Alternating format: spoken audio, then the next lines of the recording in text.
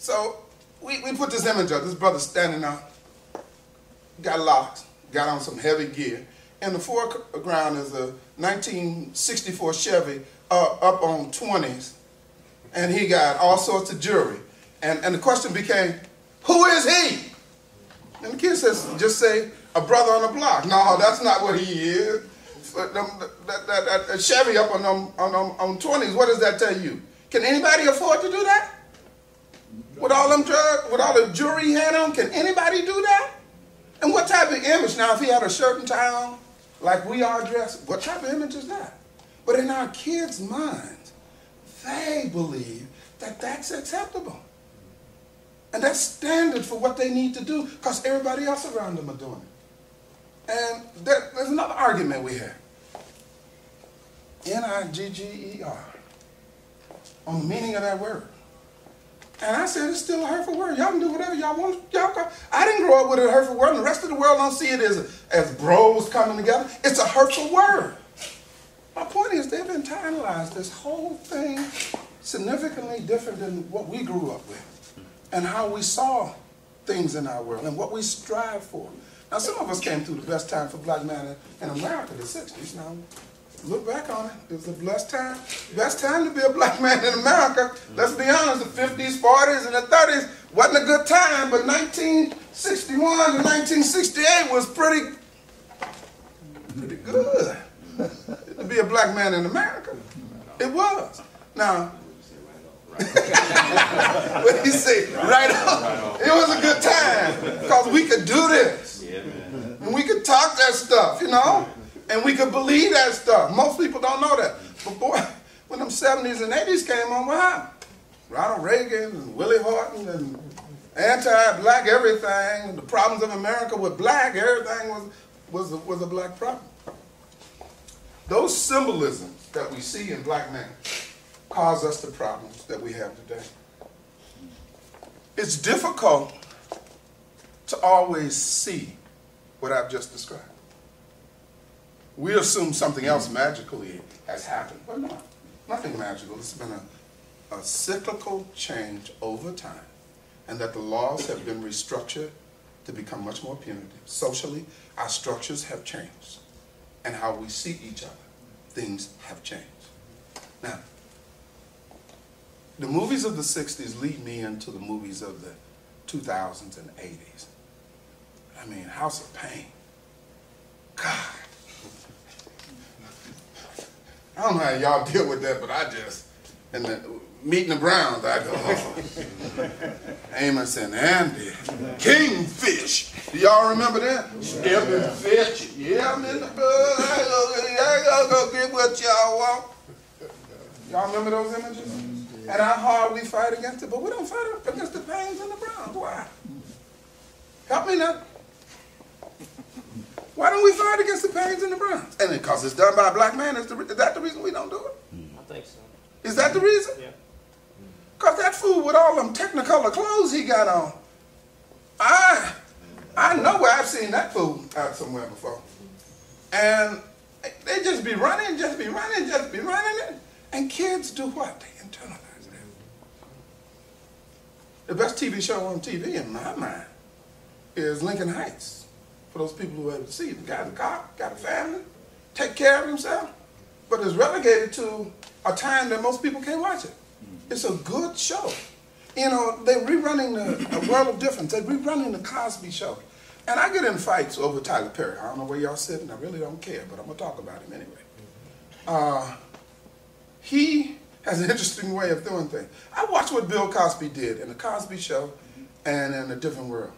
They all had morals. There was a storyline that at the end of the movie or at the end of the show, you learned a what? Do the right thing. That's right. You learned a lesson of some sort and what you're not to do based on the situation that they just been through. I saw one the other night where they were talking about integrating step groups in the college campus and why that was so much of a problem than talking about where steps came from. They came from the boot groups in South Africa. That's where step group came from. I didn't know that until I listened to that show. I mean, the shows were just so educational. They were so uplifting. I mean, when Cosby came in with his wife, and they had their family, and they solved problems, and they confronted issues. It was positive.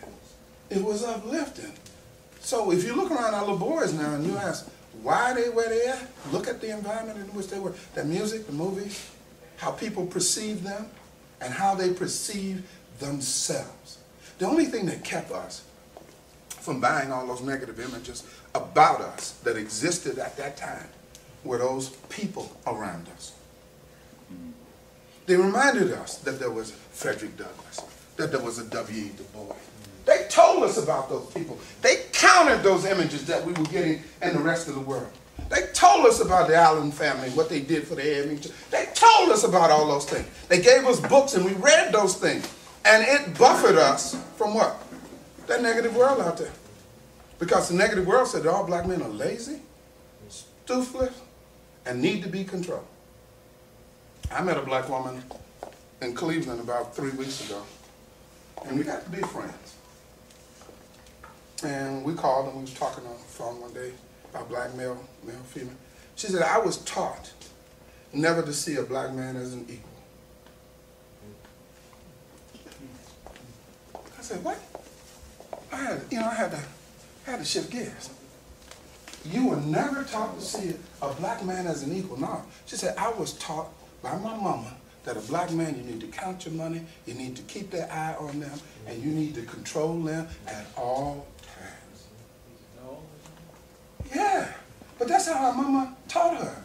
And I said, whoa, let's talk. And then I said, why are you telling me this? She said, I kind of like you. I said, you in trouble. I said, you got the wrong profile if you think that's me. I ain't jumping through no hoops for you, and you ain't going to tell me what to do, okay? She said, I know that, but that's why I'm telling you, because I need to have this conversation. She said, I've grown up. It killed my first 2 marriages, but I've grown up. First 2. Killed her first 2 marriages. But she said, I've grown up now. And then I wonder how many people, as I encounter black women, and particularly black women in power, I'm beginning to raise this question. How were you trained to see black men? And the ones that will be frank with me, most of them have been trained to see us as extremely what? And say it again? Why? That's what the women want us to be. If they want us to be what? Weak? Yeah, but I was also at a meeting the other day, and we asked some kids some questions about black women. They said black women want a little thug. They want a little thug? A little man? No, a thug. Somebody slap them around, tell them what to do. A roughneck. That's what we did a survey in the thing, and they want somebody on. They don't want a Prince Charming. No. They want somebody to say, get over there, sit down, do what I tell you to do. And I'm going, wanted a Prince Charming, though. No. They haven't seen those movies. They've only seen the video. They've only seen the video. Okay. You know, the video with the girl on that? They've seen Run DC, they've seen Tiffany, and what's that other one they got on that? And they've seen Lisa Ray. Boy, I say Lisa Ray, you were so much better looking to me before you started this reality show. You was pretty, but you are one dumb woman. You know, you don't need to tell me all this. I had my glasses on. I thought you was a whole bunch of things until you started this show. You got to wear white all the time? What's up with that? Help me understand. Why you wear white all the time? Why? I don't know. It's my style. And I said, ooh, well, let me get myself back up. That took me off a little bit. That just took me off. Let me get back to my notes. We have a rearranged reality charged by contemporary issues. And the symbolism of a black male is a perplexing image. On the course of the negative reactions and the voices of black men, we talked about sports, but that's a penetrating one. While we acknowledge the oppression felt by people of color, and our sisters in particular, for concern on improving the condition of black male appears to be a fruitful exercise that few people are willing to endure.